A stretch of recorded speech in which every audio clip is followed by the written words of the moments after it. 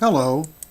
Today's letter comes to us from Faith Contender, who writes, Dear Brother Ron, did Jesus do away with sacrifice? Daniel 12:11 talks about the evil one who will do away with sacrifice. From the time that the regular sacrifice is abolished and the abomination of desolation is set up, there will be 1,290 days. The problem I see here is that Jesus did away with the sacrificial element in Judaism.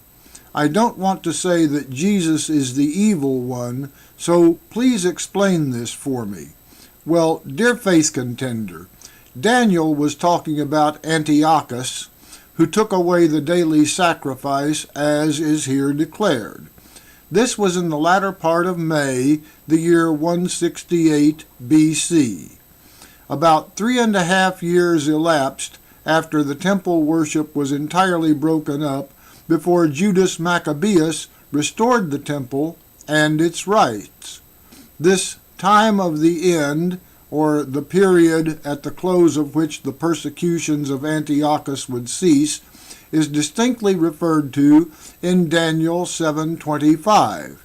And he shall speak great words against the Most High, and shall wear out the saints of the Most High, and think to change times and laws. And they shall be given into his hand until a time and times, and the dividing of time.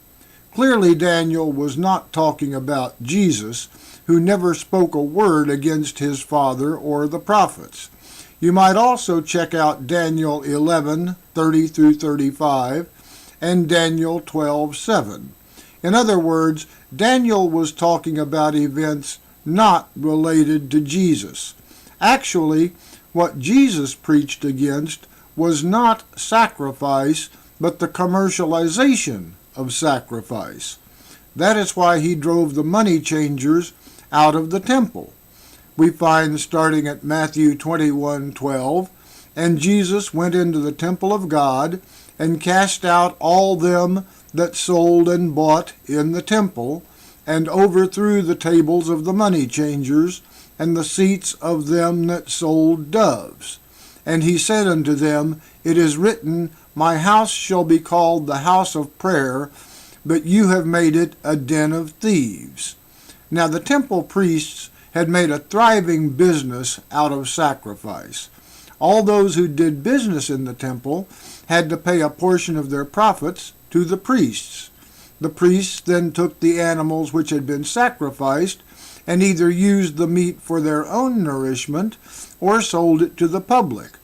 What Jesus did was to offer himself as the ultimate sacrifice so that people would no longer have to endure the abuses of the temple priests and merchants. But people have sacrificed for their religion for as long as religion has existed. Some have even sacrificed their lives. Today we find people sacrificing to support churches and charitable causes. All religions approve of this practice. So no, Jesus is not the evil one, and he did not do away with sacrifice. Thank you for joining us.